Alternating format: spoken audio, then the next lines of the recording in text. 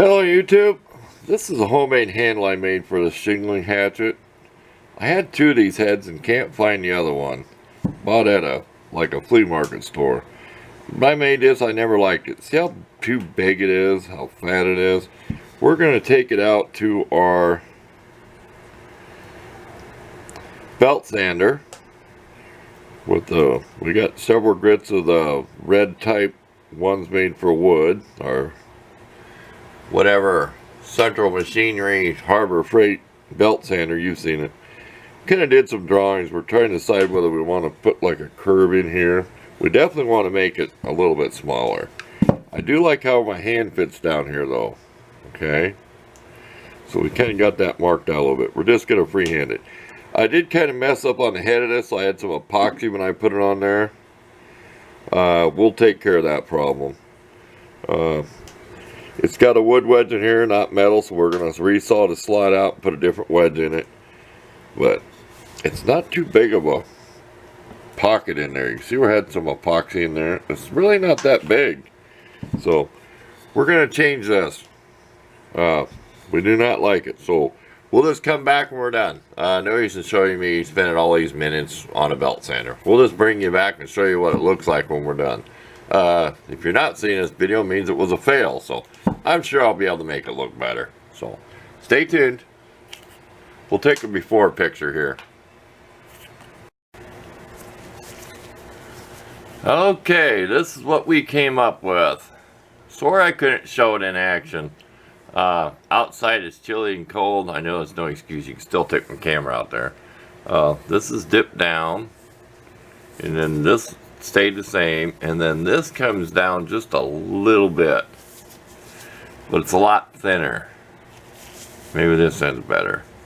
It's a lot thinner. So I didn't like it.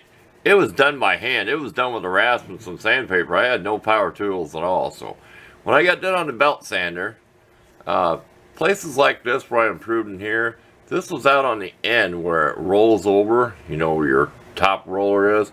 You got to be careful because you're going vertical, and instead of going vertical straight up and down, I kind of go kind of like in an angle, so I'm not digging a real deep groove. It's kind of hard to explain. If I get better at this, I'll show it. We'll film a little bit of it. But I do like how I made this peg. This is a mulberry branch. See that? There's actually a branch off a mulberry tree. It has a very light coat of linseed oil. I'm going to put some more on it over and over and over and over. I don't know how many times. And a little safety tip, when I'm done, I just use like a paper napkin. I'll throw it in the wood stove. Or if it's summertime, I have a little can outside or something, I'll throw it in. Don't leave that stuff lay around, linseed oil.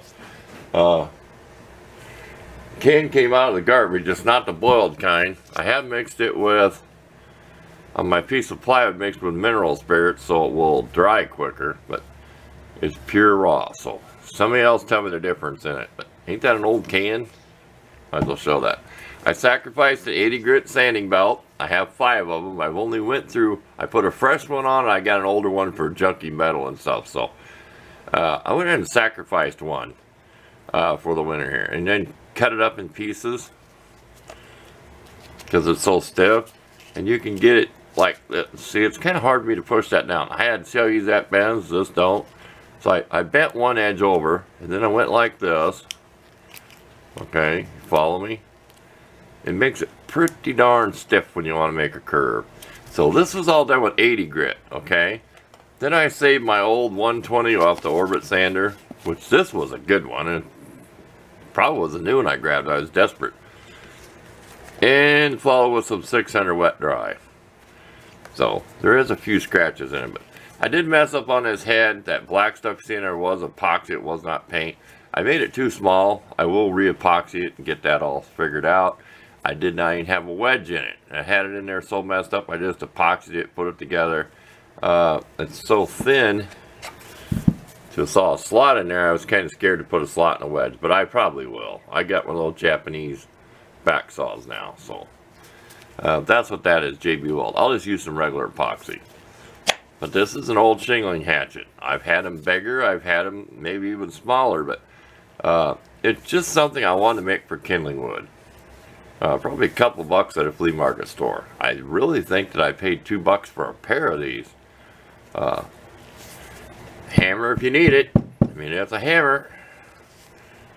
I mean, it's pretty good. Whatever I did, I just sprayed some flat black on it. But there you go. Enough of that. We'll leave some pictures. Maybe we get doing this for a hobby. We'll show some more action of me using the sander, but really made quick work of it. I mean, I had it on there, flattening it out. I, flatten the sides, and then flatten here, and then do the corners, kind of roll it on that white. It's kind of hard to do on a 4-inch belt. 1-inch belt, I probably would have ruined it, though. I probably would have had gouges in it, but enough yak. We'll leave some pictures. Thanks for watching.